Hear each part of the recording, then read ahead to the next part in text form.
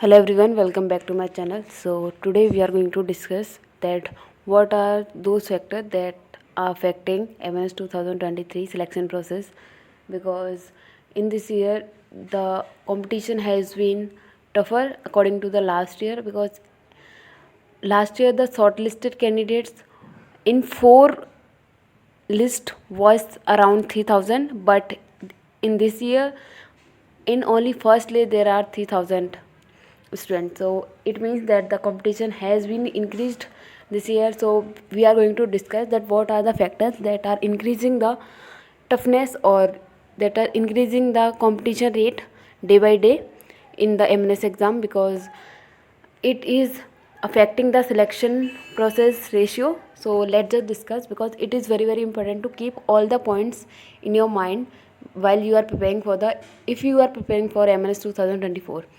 So let's just discuss. So the first one that is affecting is, I think, awareness is increasing day by day. Like पहले ना इसके बारे में कोई कुछ जानता नहीं था कि MNS क्या होता है. मैं अपने आप बता रही हूँ कि मेरे को खुद नहीं पता था 2020 से पहले कि MNS जैसा भी कोई एग्ज़ाम होता है. फिर मेरे को 2020 में पता पड़ा. उससे पहले भी लेकिन MNS एग्ज़ाम होते थे. ठीक है, MNS तो 1950 से ही स्टार्टेड है ना, तो मतलब एज़ पब्लिकली तो मेरे को नहीं पता था.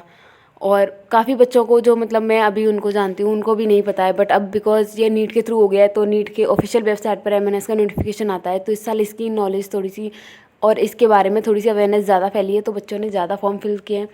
ठीक है, तो इसकी वजह से मतलब इस बार जो फर्स्ट लिस्ट है उसमें उन्होंने 3000 बच्चों को शॉर्ट लिस्टेड किया है MNS के इंटरव्यू और CBT एग्ज़ाम के लिए.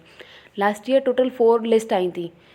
लास्ट ईयर टोटल 4 लिस्ट कैसे आई थी. एक कंफर्मेशन लिस्ट थी, सेकंड जो थी वो वेटिंग लिस्ट थी, देन फिर SC ST और NCC के रिजर्वेशन वाली लिस्ट आई थी 2.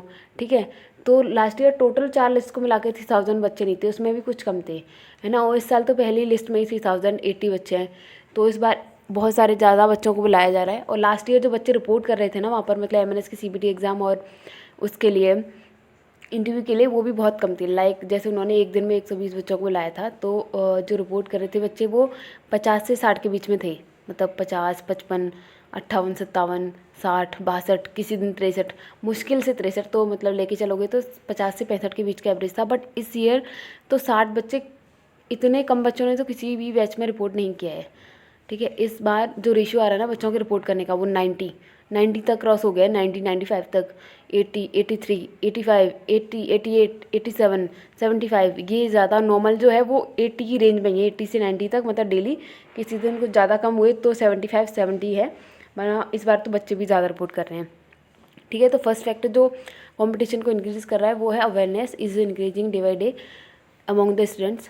Second is less rejection in MNS medical test. जो मैंने इस साल ऑब्जर्व किया है वो ये है कि इस बार मेडिकल के MNS का जो मेडिकल टेस्ट वहाँ होते हैं, फुल बॉडी चेकअप होता है except MRI and CT scan, तो वहाँ पे बहुत कम बच्चे मेडिकली अनफिट हो रहे हैं इस बार. मतलब बच्चे अपनी हेल्थ का ना, जिनको MNS करना है, जैसे उन्होंने सोच रखा है कि हमें MNS करना है, तो उन्हें इस बार का पता है कि उन्हें किन चीज़ों का ध्यान रखना है. तो इस बार बच्चे मेडिकली बहुत कम अनफिट हैं. मतलब मोस्टली गर्ल्स जो जाती थी वो हीमोग्लोबिन वगैरह में जाती थी, है ना. ईयरवैक्स हो गया, हीमोग्लोबिन हो गया, आई का नंबर हो गया.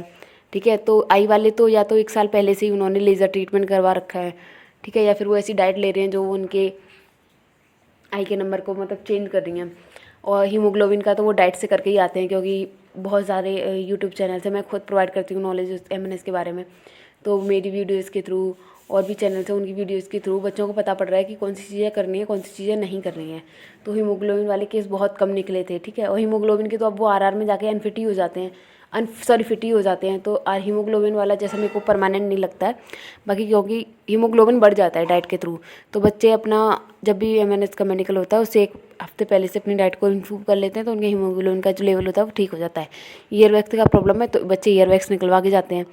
ठीक है, और जो जैसे मतलब बाकी के जितने भी प्रॉब्लम्स वगैरह ना, जैसे किसी के अगर लिवर वगैरह में स्वेलिंग है, तो मतलब बच्चे चेकअप करवाते रहते हैं मंथ बाई मंथ कि कहीं कोई प्रॉब्लम तो नहीं हो रही है. तो बच्चे बहुत ज़्यादा मेडिकली फ़िट हो रहे हैं इस बार. जैसे मेरे बैच में या फिर किसी और के भी बैच में, मान लो कि अगर किसी बैच में 80 बच्चों ने रिपोर्ट किया, तो मुश्किल से 10-15 बच्चे जो हैं अनफिट हो रहे हैं. ठीक है, और वो भी होते हैं मतलब 2-4 हीमोग्लोबिन के होते हैं, 1-2 मतलब ईयरवैक्स वगैरह के होते हैं.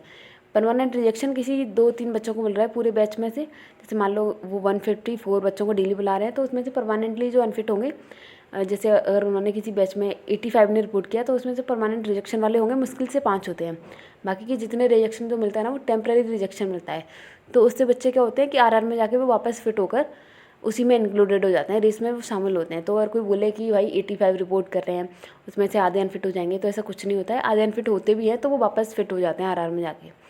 ठीक, तो फर्स्ट हो गया increase awareness increasing day by day, and second हो गया कि less rejection in medical test because students are aware कि उनको क्या करना है क्या नहीं करना है, right. Third is high salary and stable government job. अब जैसे ही बच्चों को मतलब पता पड़ता है मैंने इसके बारे में, तो सबसे पहले वो देखते हैं क्या है, गवर्नमेंट जॉब है, ठीक है, गवर्नमेंट जॉब है। फिर देखते हैं कि सैलरी क्या है, सैलरी भी अच्छी खासी है इसकी।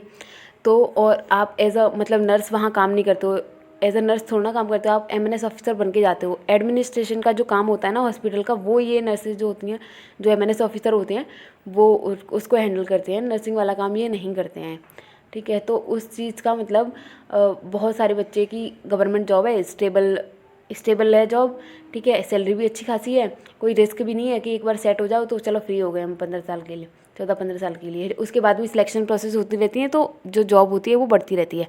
वैसे ये जो जॉब है वो 5+5+4 के क्राइटेरिया में है, कि मतलब पहले आपको 5 साल तो कंपलसरी ही है कि अगर आप एमएनएस की ट्रेनिंग करोगे 4 साल की, तो 5 साल आपको जॉब करना ही पड़ेगा, ठीक है। वो जॉब करने के बाद में अगर आप इच्छा रखते हैं तो आप अगली 5 साल और कर सकते हैं। फिर भी अगर आपको और सर्व करना है तो अगली 4 साल और सर्व कर सकते हैं। उसके बाद में कुछ टेस्ट वगैरह होते हैं, कुछ सिलेक्शन प्रोसेस है। अगर आपको जॉब करना है, उसको आगे कंटिन्यू रखना है, तो आप उनको क्लियर करिए, आपका उसमें सिलेक्शन होगा तो आगे मतलब आपको वो अपॉइंट करेंगे प्रमोशन वगैरह देने के बाद में, एंड वो आपका कंटिन्यू रहता है, ठीक है। बट 14 ईयर्स का जॉब तो है ही है, ठीक है, और सैलरी भी अच्छी खासी है। तो बच्चे बोलते थे कि चलो यार कर ही लो, मैं तो कुछ नहीं हो रहा है, कहीं नहीं हो रहा है, तो कम से कम इसमें तो सेट हो जाओ, ठीक है। किसी किसी को तो पहली प्रायोरिटी होती है। तो थर्ड हो गया, थर्ड क्या हो गया, high salary and stable government job.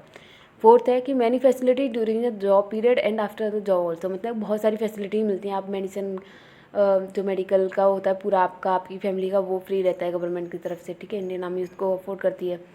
और जो भी अलाउंस वगैरह होते हैं, बहुत सारे अलाउंस होते हैं, ट्रैवलिंग के लिए वो पैसे देते हैं कुछ, वो मैं एक अलग वीडियो कल मतलब वीडियो में अपलोड करूँगी। इसमें सारा हुआ कि सैलरी स्ट्रक्चर क्या होता है, किस किस रैंक तक जा सकते हैं, कौन कौन सी फैसिलिटीज़ गवर्नमेंट आपको प्रोवाइड करती है, वो सारी कल की जो वीडियो मैं अपलोड करूँगी उसमें आपको मिल जाएंगी, ठीक।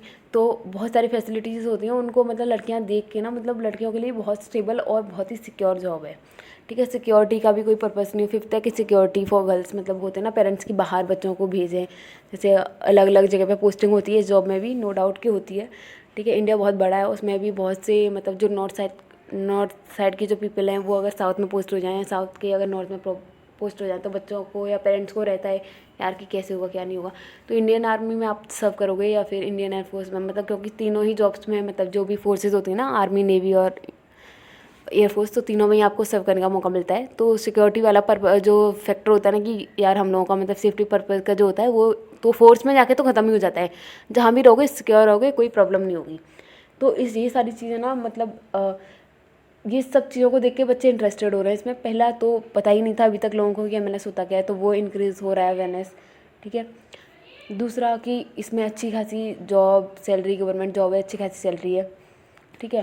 फिर कि इसके जॉब के ड्यूरेशन में जो फैसिलिटीज़ प्रोवाइड करते हैं गवर्नमेंट आपको, तो वो उससे भी सिक्योरिटीज़ का जो होता है वो हट जाता है। तो ये सारी चीज़ें जो होती हैं वो इस एग्ज़ाम के मतलब इसके जो पॉइंट्स हैं ना, गुड पॉइंट्स, वो थोड़े से ज़्यादा हैं, तो बच्चे इसमें थोड़ा सा इंटरेस्ट ज़्यादा ले रहे हैं। इसलिए competition day by day tough होता जा रहा है, ठीक है, और बढ़ता भी जा रहा है। तो अगर किसी को 2024 के लिए प्रिपेयर करना है तो थोड़ा अच्छे से करो, बिकॉज 2024 तो और ज़्यादा टफ होने वाला है, ठीक। तो यही सारी चीज़ें मेरे को बतानी थी कि अगर आप प्रिपेयर, और इस बार भी ना 2023 में भी कंपटीशन अच्छा खासा है पिछले साल के अकॉर्डिंग, तो कम टफ नहीं है इस बार भी, और अगले साल तो और ही बढ़ेगा, अब बढ़ता ही जाएगा ये, ठीक है। और सीट तो ओनली सिर्फ 180 है, क्योंकि 40 सीट्स तो रिजर्व हैं, तो उन्हें तो भूल ही जाओ, जनरल ओबीसी और ईडब्ल्यूएस वाले बच्चे, ठीक है। नॉर्मल 180 सीट्स काउंट करके चला करो, क्योंकि 40 सीट्स में तुम्हारा कुछ नहीं होने वाला है, वो रिजर्व है SC ST और NCC कैंडिडेट के लिए, तो just forgot them and only count 180 seats in your list, so just prepare according to that. So this was the motto. I just wanted to tell all of you that what is happening So that's all for today, and if you have not subscribed my channel yet, please like, share and subscribe my channel, and thank you for watching this video. अगर किसी को prepare करना है 2024 के लिए तो please उसको ये वीडियो शेयर कर देना, जिससे उसको मतलब थोड़ा सा रहे कि अच्छा क्या होने वाला है क्या नहीं होने वाला है, ठीक है। तो thank you for watching this video, please like, share and subscribe my channel. Bye bye, take care and all the very best, जिसका आगे एग्जाम होने वाला है। Thank you for watching.